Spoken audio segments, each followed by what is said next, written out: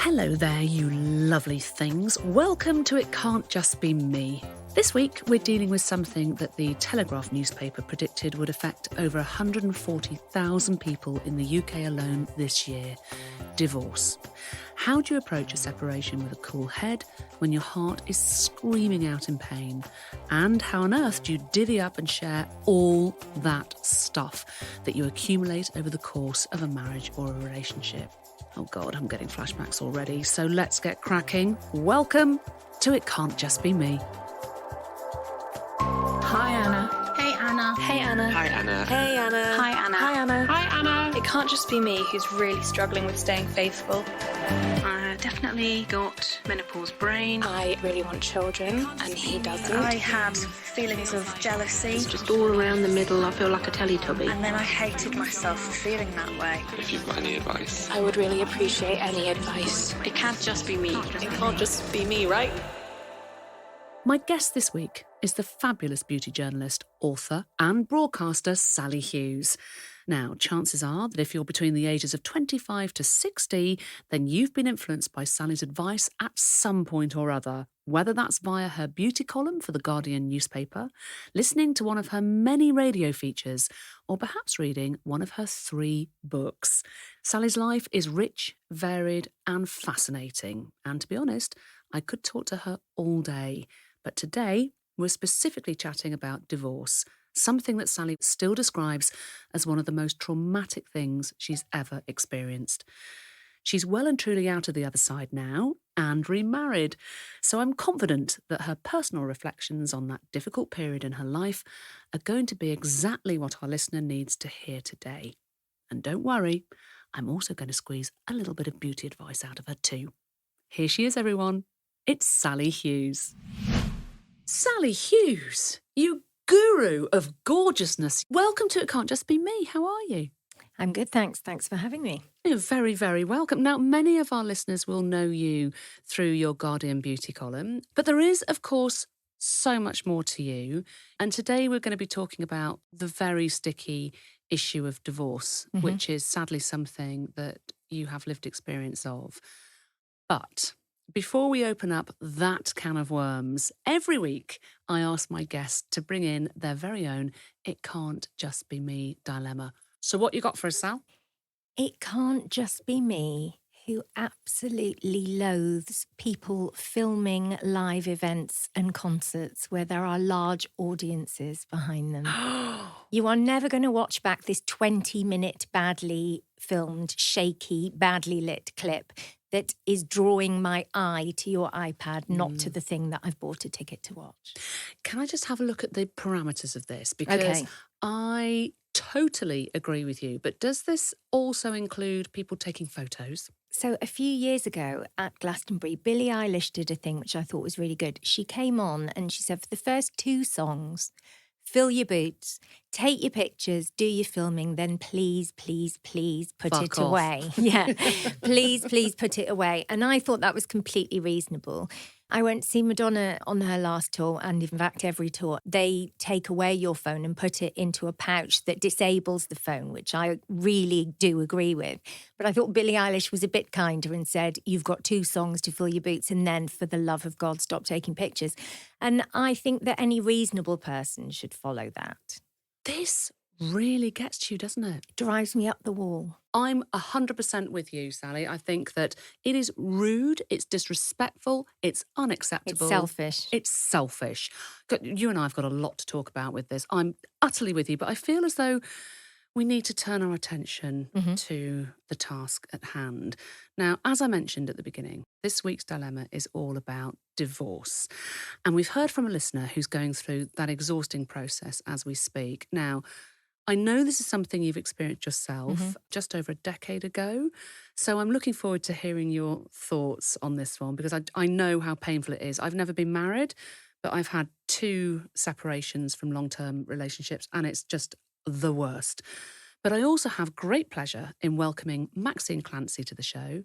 Maxine is an integrative relationship and divorce coach, so she really is the perfect person to help us out with this dilemma. Thank you so much for joining us, Maxine. Thank you for having me, Anna. It's lovely to be here. Do you also feel absolutely furious if somebody is trying to film a concert? Oh, yes. I'm definitely in there with you. Yesterday I did a talk and I asked everybody to put their phone into a box, which was fascinating. Yeah, and I just wanted them to be present. So that's what it allowed them to be. That's the word, isn't it? Is that otherwise you're not present, you're not actually living that particular moment and that pleasure. Yeah, absolutely. Okay, ladies, this dilemma is from Lizzie. She's in her 30s and she's going through a separation. My dilemma is that I've recently separated from my husband back in December 2022. Since then, we haven't really been speaking that much, and communication has been quite volatile and quite difficult. We've agreed a date coming up for me to go back to the house and to go through some of our joint belongings and some emotional stuff as well, like our wedding presents. And just thinking about that day feels really difficult, and I'm feeling really anxious about going into that space again and whether it will kind of go smoothly or just how that will feel. But it's something that I think we kind of do need to do at some point. So I suppose my question is, how can I best prepare for this kind of difficult emotional day, and how can I make sure it kind of goes as well as it can do? Okay. I mean, you can just hear, can't you, actually, in Lizzie's voice that she feels very, very flat there. I said earlier, even though I've never been married, I've been in 2 long-term relationships, and this is absolutely something that I can relate to. So whether you're married or not, the sorting out your shared stuff day, moving your things out is just awful. Sally, I want to ask you first. What are your initial thoughts? I think I would always try to make as many decisions as possible in advance. I think making decisions in an emotionally charged environment is not always best for anybody, really. As much as you can get out of the way before you enter that situation, the better. Personally, I'd be in favour of taking a friend and making sure he's not in, but it sounds as though she wants to talk to him. But I would think carefully about what she actually wants to talk to him about. The split has happened. This is a practical day. It's a logistic day. And if you're just dealing with logistics and practical arrangements and considerations, I don't really see why you need to come face to face. I'd personally be in favour of entering the property at an agreed time with some moral support, doing what I needed to do, and difficult conversations can happen either in advance of that or afterwards. Can I just ask you, Sally, am I right in saying that you went through a divorce in 2012? Is that right? Thereabouts, yeah. How on earth did you navigate that whole process? And did you move out of the marital home? What happened? No, I stayed in the marital home. Didn't know if I was going to be able to. I have 2 children, but I did stay in the marital home. But it was hell. It was just hell. It was the worst experience of my life. It's worse than bereavement, because it is a form of bereavement, but with practical complications that don't exist very often in actual death. People say, it'll be all right, and it will be all right. But in the moment, it is dreadful, which doesn't mean to say it won't get better. But for now, it is the hardest, most horrible, most heart-wrenching thing to go through. I'm really interested to hear you say there, Sally, that it's the worst thing you've ever been through, and that includes bereavement. So why? Why is it just so awful? Well, first of all, you are bereaved. You're grieving for the life you thought you were going to have. You are terrified about the practical consequences, be they your living arrangements, your finances, your career. There are just a million variables within this emotionally very charged and painful situation. It's everything a bereavement is, but it has really long-standing practical consequences that you're trying to navigate and second guess. It's also incredibly expensive for lots of people. Financially, it can be ruinous. And so all of these plates are spinning at the same time. And in the middle of all that, you've lost the person you love, either through their decision or yours. But in any case, what you once believed about yourself and your future has gone. And then, of course, throw into that as well, Maxine, the anger, the blame, the recrimination, whatever's gone on between these two people. Is that what you're hearing from your clients as well? Absolutely. That's what I hear every single day. And I think the thing is, we don't necessarily learn how to be with big, difficult emotions. And I've had so many men and women say it would be easier if they were dead. Not that they would want to kill them, Really? but if someone was actually bereaved of someone, they wouldn't have to deal with that person, and people actually would treat them a bit differently because, okay, we don't really have the stigma of divorce today, but there's still that feeling of failure. So I think very much just really be with ourselves so that we can process our emotions is one of the most important things that we can do when we're going through a divorce process. Which is almost impossible when you are going through that process, and particularly if it is not a pleasant separation, because how do you comfort yourself and deal with those big emotions when you've got somebody, it feels like, attacking you all the time? It's a very difficult thing to do, isn't it? It is really difficult. And what's really interesting, when we're going through like any major crisis, but particularly divorce, we are in massive uncertainty, which creates a lack of safety in our body. And we have this cranial nerve called the vagus nerve, which is like a superhighway. And what that nerve does is it's constantly sending messages from the body to the brain. And when we're in crisis, uncertainty, what happens is that becomes highly dysregulated, okay? And most people, what they'll do is they'll talk over and over and over about it, which is constantly activating the vagus nerve. And you'd be better off to like dance it out, do yoga, do specific breathing techniques. There's lots of things you can do to soothe yourself. And once you learn that, you'll be in a much better emotional state to be able to deal with the practicalities. This is interesting for me to hear because I've got a close friend who's going through a horrible divorce at the moment, and she is having real difficulty with her tummy. Do you think that's connected? Yes, when we're stressed, highly stressed, our stomach actually produces more gastric acid. So that sick to the stomach feeling that you think, why do I feel like that? I mean, I couldn't eat for a month when my second divorce went through. Wow, I'm going to step back here and say you're 2 divorces in. Yes. Respect to you, Maxine. So you really do know what you're talking about. I do. And I do want to talk to you about what makes a happy relationship as well. Yeah, sure. And where it does go wrong. But in the meantime, just getting back to Lizzie, she's talking about going through joint belongings. And it's interesting how sentimental stuff, just stuff can be when you're going through a separation. Why is it so hard to let go of things, and why does it cause such a power struggle?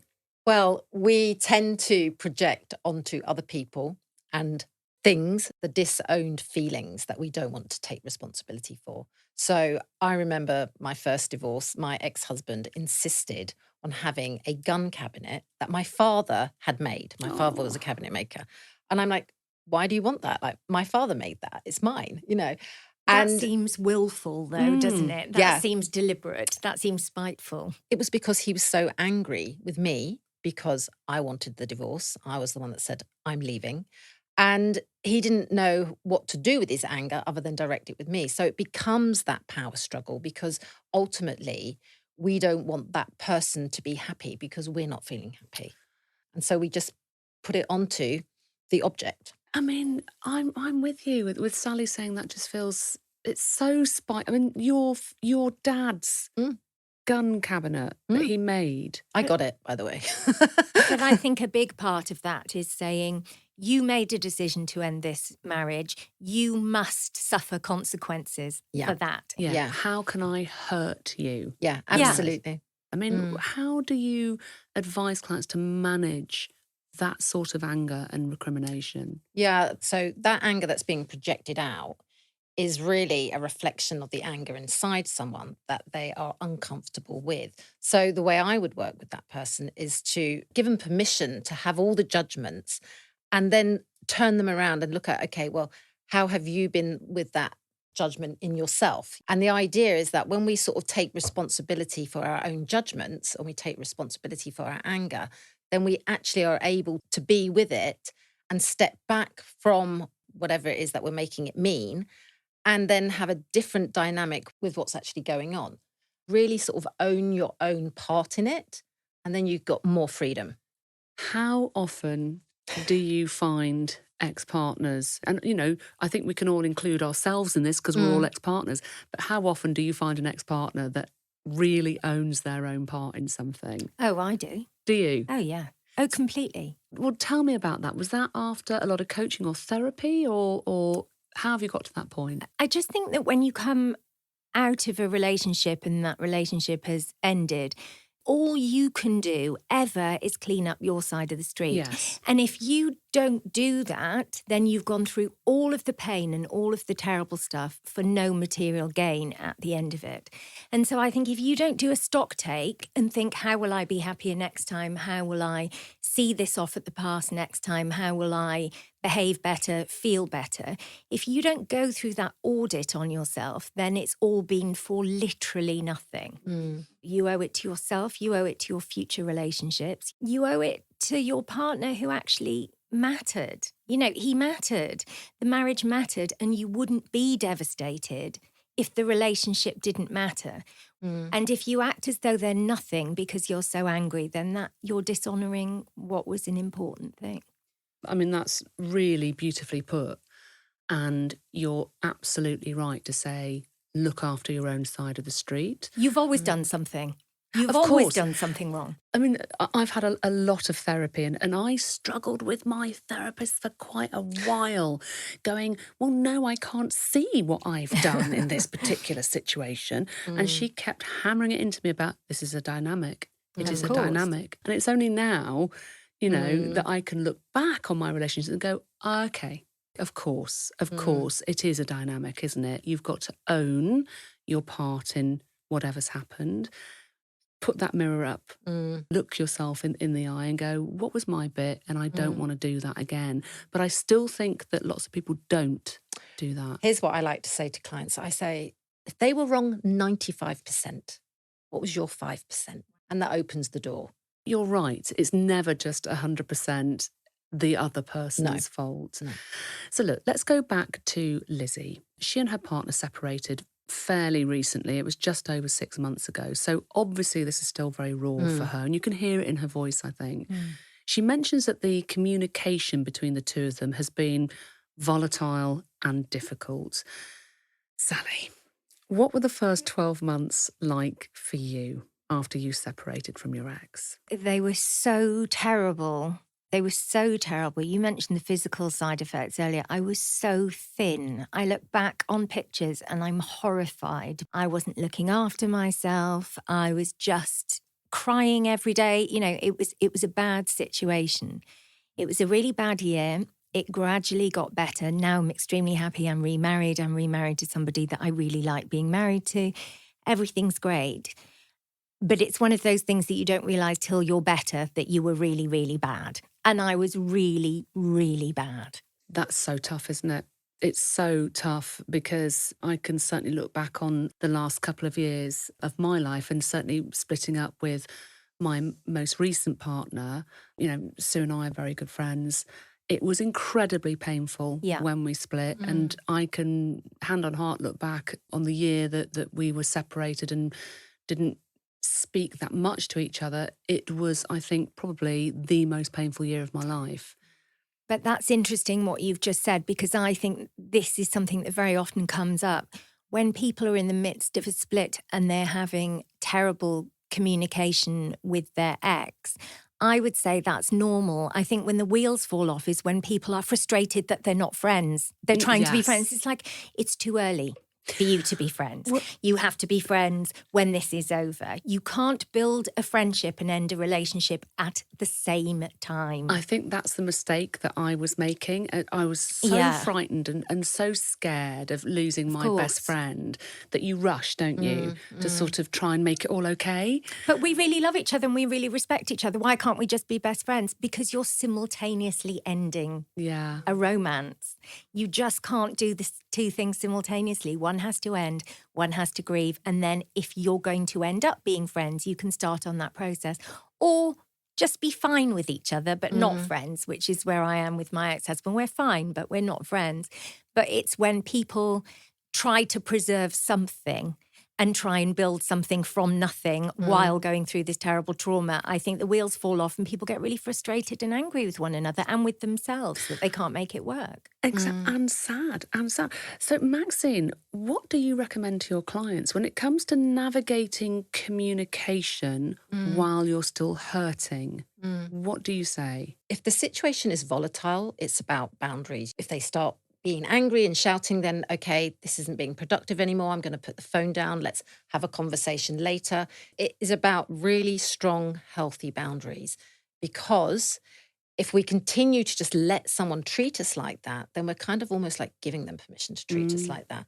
And also the other thing is that the energy we go into something with is going to affect the outcome. So this lady, Lizzie, the way she's described it, it's sensitive and it's emotional. Well, if she goes in feeling like that, then it's going to end up being highly sensitive and emotional. I think that's fantastic advice because, as we've said, she sounds very anxious. She sounds very flat. So she's expecting to go into a bit of a war zone or something that's going to be traumatic. Yeah. And as you say, it doesn't have to be that way, actually. So, Sally, I know that you had 2 children when you separated from your ex-husband. We actually reached out to Lizzie after she sent her dilemma in, and she confirmed that she and her ex don't have children together. Do you think, and I hesitate to say this as a childless woman, but do you think that makes it easier if there are no children involved? It makes it much easier in a million ways, but it's just really different. There are practical considerations that make divorce incredibly complicated when there are children at the heart of it that thankfully Lizzie won't have to navigate. And thumbs up to that. She needs as easy a ride as she can get because it's already difficult. However, I think lots of people who are getting divorced with children, as incredibly complicated and hard as that is, they still have a sense of a family. Somebody loves them unconditionally. They still have the company of their children. And that can ease some of the blow. That can cushion some of the blow. So I think there are pros and cons to both. The reality is, if you have children, it is scarier, in my opinion, because you have 3 futures riding on your actions rather than one. And in my case, because I have 2 children, 2 people who didn't ask to be born, didn't ask to be in the middle of a divorce, didn't ask for any of this stuff. And you are making a decision that will absolutely affect the rest of their lives. It's incredibly difficult. I was a single mother with these 2 kids. And every day I was petrified. I was petrified we were going to lose our house. I was petrified that they wouldn't be able to form good relationships. I was petrified that they were going to blame me or blame him or lose touch with their father. The list is infinite. And I think one thing that in this chaos that I just decided I was always going to stick to, and so did my husband. We'd never actually discussed it with one another, but we both did this. We never, ever, ever slated each other to our children. And I do think this is absolutely vital because whatever you feel is fine. Feelings are always valid. If you feel a certain way, you're entitled to feel it. You don't need to justify it. But what we can control is how we direct those feelings and how we act on them. And quite frankly, if you are furious, if your husband is, been shagging loads of other women, or if your husband has gambled your life savings away or done something absolutely terrible, then that is what your girlfriends are for. It is not what your children are for. You get a bottle of wine and you go to town on him in the privacy of that girl gang. You don't take it out on your kids because your kids are 50% your partner. And if you slate him or her, you slate them. It's a totally unconscious, well-meaning, aggrieved form of child abuse. It really, really is. You have to take a step back and say, these are the feelings I'm having. They're really difficult. Where can I direct them? My oldest friends, they can take it. Do you know, I'm the child, myself and my siblings are the child of separated parents. They've never divorced, but they're separated. And I take my hat off to them. Certainly where my dad's concerned as well. He has never, ever in the last 40 years slagged my mum off, ever. And it's made a huge difference to us. Yeah. I think you don't realise until you're older how meaningful that is. The omission of that kind of bitterness and blame and resentment is so meaningful, and you just don't know till you're an adult and functioning okay. You're right. As an adult, you can look back, can't you, and go, that shows enormous dignity and self-respect, actually, to not do that. And conversely, I'm close friends with a number of adults who say how much their mother or father endlessly slated their other parent and how incredibly difficult that was and how guilty they felt about maintaining a relationship with the hated party and all of that. I think it can be hugely damaging. Absolutely. I wanted to share a worrying prediction that we've come across on the show. In December 2022, The Telegraph reported that there would be a spike in divorce rates in 2023, an estimated 140,000. They cited general unhappiness and economic instability as part of the reason. Divorce is expensive, as you've said, Sally. So why is it that there tends to be a spike during periods of economic instability? It is so stressful, money. And a lack of money is the most stressful thing. Ill health and a lack of money, horrible, horrible situations. I also think there are certainly marriages that functioned very happily when they were separated for 10 hours a day. And suddenly during COVID, they were together 24 hours a day and they didn't function anymore. So I'm not surprised by the spike. I would say, though, if you are under financial pressure and you do decide to get divorced, it is the hardest financial situation you will ever be in. I was in so much debt. I think my divorce cost me about £25,000. And I mean, it feels like a million years ago now, but I remember the feeling of it so acutely. It was absolutely dreadful. And if you are going to embark on this, do everything you can to avoid going to court, because that is where you will have to spend life-changing amounts of money to get some resolution. So if you're feeling really, really stubborn about the kitchen table or about the gun cabinet or whatever it is, I'm telling you now that that will cost you thousands in court to resolve. OK, so Lizzie ends her voice note asking two very direct questions, and I want to give her some concrete advice. We have given lots of tips over this chat, actually. It's been fascinating to hear you both. But her first very specific question is, how can I best prepare for this kind of difficult emotional day? So, Sally, if you had one concrete piece of advice, how best can Lizzie prepare for that day? Write a list of all the property. Think, what do you have to have? What would you like to have? And what, let's be real, could you live without? Go in there with that already filled in, so you're not going in there with this sort of entrenched, angry position. You know what you can let fly and you know what you can't. Maxine, anything to add? Yeah, that's exactly what I would do. Absolutely. Perfect. Note to self. Thank you. And take a good girl. Yeah, and if you can, actually, with that list, what I would do is an inventory that you share between the two of you, and you both say what you want separately, then you give it back. So then you see where you're doubling up on exactly. an item. So if you're doubling up on the kitchen sink, how do you negotiate who's going to have it? Well, there'll be more than one thing you're doubling up on. So you end up in a situation where you say, I really love that table. You really love that cabinet. We both want them. We're going to have one each. And unfortunately, that's being an adult. Yes. And when you're in a happy relationship, you learn that that runs on compromise. It's no different when a relationship is breaking down. Compromise is how functioning adults work. The second question from Lizzie is, how can I make sure the day goes as well as it can possibly go? Maxine, your thoughts? I really think in this situation that I would go with a friend and I would ask for that person not to be there. And that's a boundary you have absolutely every right to set. The second part of that would be, so do some, emotional tools, breathing. There's the 5, 4, 3, 2, 1 breath, which is really, really good. You focus on 5 things you can see, 4 things you can touch, 3 things you can hear, 2 things you can smell, and 1 thing you can taste. And that will help bring you into the present moment and release any anxiety. The last thing you do is make sure you plan something that is really comforting and nurturing in the evening. Really do something that's nourishing for yourself. That's what I would recommend. Amazing. I want to end on a positive note. Sally, you are happily married again with 2 amazing children and a dream career, of course. Life is good.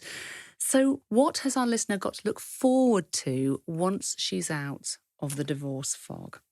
I guarantee that she will be happy again. And it feels so unlikely, but it is a fact. And one thing I wish I could change about the way people feel when they're breaking up is relationships ending do not mean that the relationship is a failure. It means the relationship has ended.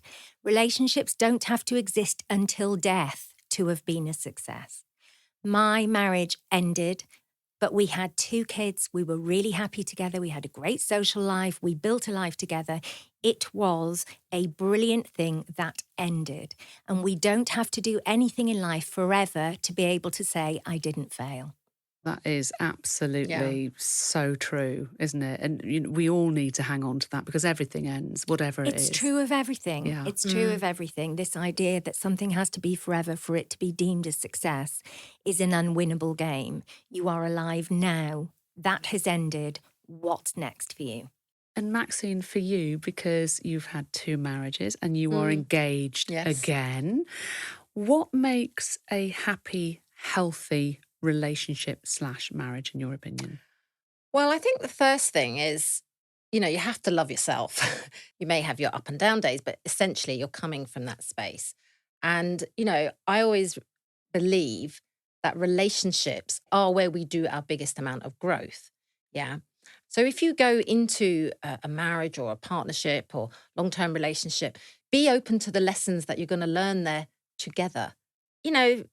It is a partnership. So you've got to really be open to seeing that person through loving eyes and keep coming back to that space. So yeah, I believe love is everywhere, basically.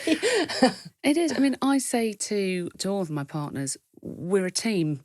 We are a team, and I want my teammate. I want you to be on my team and vice versa, because otherwise we're just operating as 2 individuals that just happen to be in each other's sphere. Yeah. And that's no good. For me, it's all about teamwork, I think, and wanting the very best for that person. So congratulations on your engagement. Now, Sally, before you go, would you mind if we squeeze a bit of beauty advice out of you? I have 2 more quickfire dilemmas. Okay. Are you ready? Okay. The first one is all about how to approach the early signs of aging. It's from Gwynnie, who's from London. Here we go. Hi Anna, I was wondering if you could help me out with something. I'm in my late 20s and over the past couple of months, I've started to realise that I'm looking older. I don't know when this happened, but I swear last year I looked 21 and now I look more like my mother every single day, which is fine, but I just don't feel like I look like me anymore and it's starting to get me down. I used to think that I would grow old gracefully, but every time I look in the mirror, all I can see is my grey hairs and my wrinkles. Should I just accept that I've entered a new phase of my life, or should I take action and battle the ageing process? And if so, what should I do? Wow. I love the fact she went, I've noticed I look more and more like my mum every day, which is fine. It really isn't. Oh, your first grey hair, that first wrinkle, and she's only in her 20s. Sally, you took the brave, bold and brilliant approach of dyeing your hair grey before it could slowly creep up on you. What's your response to Gwynnie on this? I cannot help but suspect Gwynnie is rather overstating her rapid ageing process, which isn't to diminish her claim, but it makes me think there's something more to it than her appearance. Maybe there are external pressures that make her more critical of her looks. Is someone around her being critical of her looks? Is a man, our friends, are people at work being critical? She needs to get away from those people if so. There may be lifestyle reasons. She might be burning the candle at both ends. She might think she looks old when she actually looks tired and a bit run down. That's really, really common, especially at that age when we tend to be very busy socially and professionally. There are lots of factors to consider in terms of whether she should do something about it. I think she should do what she wants, but I think first she needs to do an audit on who wants her to look different. Is it really her, or are there external voices messing with her head? If it's really her, she can do what the hell she likes. She can change how she does her makeup. She can go and get Botox. She can go and get some facials. Then there are preventative measures that everyone should be doing, which is wearing a sunscreen of at least SPF 30 every single day. There are all sorts of things she can do, but it sounds to me as though she first needs to decide where this is coming from, because that fear and awareness of aging when you are at such a young age makes me think there's perhaps a bit more to it. Maxine? Well, I do remember the first time I had a grey hair, and I was in my 20s. There are definitely things that we can do externally, but how we feel about ourselves internally is going to make a huge difference. So do a little bit of both, inner and outer work. Spoken like a true therapist. I love that. Now, this next one is a little bit of a curveball because it's not actually from a listener, but from my super producer, the lovely Alice Homewood. Alice is getting married next month, congratulations, and is looking for some advice about wedding makeup. So here we go. Hi Anna and Sally, it's Alice here. So I'm getting married in a few weeks and I was told, make sure you get your hair and makeup done by someone professional. And so I went somewhere and afterwards I just didn't feel like me. So I've made the decision that I'm just going to do my own makeup and hair with the help of my sister. I'm not amazing at makeup. I have done the same thing basically since I was 13. But I wanted to know from Sally, number one, am I making a huge mistake? And should I quickly try and find someone to do my makeup on the day? And number two, if someone is going to try and do their own makeup, what is her one big thing to remember? Thank you so much. Bye. I don't think she's making a terrible mistake. I think the single most important thing on your wedding day is to feel like yourself. And it is amazing how many brides turn up to their own weddings looking like a different person. So people who are deathly white the rest of the year turn up with a really deep bronze tan. People who always have straight hair suddenly have their hair up with ringlets everywhere. People look completely different to the person their new wife or husband has fallen in love with. So as you walk down the aisle, you should look like the best version of you, not like a different person. I think that's quite scary to your bride or groom. In terms of what she should do, don't try anything new on the day. Make sure you've worn the products you're going to use several times ahead of the wedding day. I would say, and this may be a slightly unpopular view, but I really believe it, having done makeup for every single one of my friends when they got married, you will, in my opinion, need to wear a little bit more makeup than is your comfort zone. Now, the reason for that is there's a lot of kissing, there's a lot of hugging, there's some sweating, there's eating and drinking. Your makeup is likely to go a little bit on the move, and those pictures are forever. The only regrets I ever hear about bridal makeup are women going, I wish I'd put my lips back on. I wish I'd put some powder on my nose afterwards. Get your sister to pull you to one side at least once during the day and say, babe, we're going to go to the ladies, we're going to take 3 minutes and we're going to put things back on. That will make such a difference to how you feel about your photos after the fact. Comprehensive advice. And Maxine, I presume you've got nothing to add. I'm thinking I'm going to make notes for that for when I get married. I was going to say, fantastic advice. We're both going to be booking you in, Sally, for our weddings. Thank you, Sally. It has been an absolute pleasure having you on the show. Thank you so much for joining me and for being so genuine and honest. And of course, Maxine Clancy, thank you for joining us today too. We'll be dropping your details in the show notes for any listeners who might be in need of some heartbreak therapy. I'll be back next week with a new episode of It Can't Just Be Me. In the meantime, if you find yourself with a dilemma and think to yourself, I really need some advice, then drop me a voice note at itcan'tjustbeme.co.uk, or you can email your dilemma to itcan'tjustbeme@podimo.com. Whatever you're dealing with, whether it's sex, love, families, friend trouble, or anything in between, I want to hear from you. You know, nothing is off limits, because it really isn't just you. From Podimo and Mags, this has been It Can't Just Be Me, hosted by me, Anna Richardson. The producer is Alice Homewood, with support from Laura Williams. The executive producer for Mags Creative is James Norman Fife. The executive producers for Podimo are Jake Chudnow and Matt White. Don't forget to follow the show, or for early access to episodes and to listen ad-free, subscribe to Podimo UK on Apple Podcasts.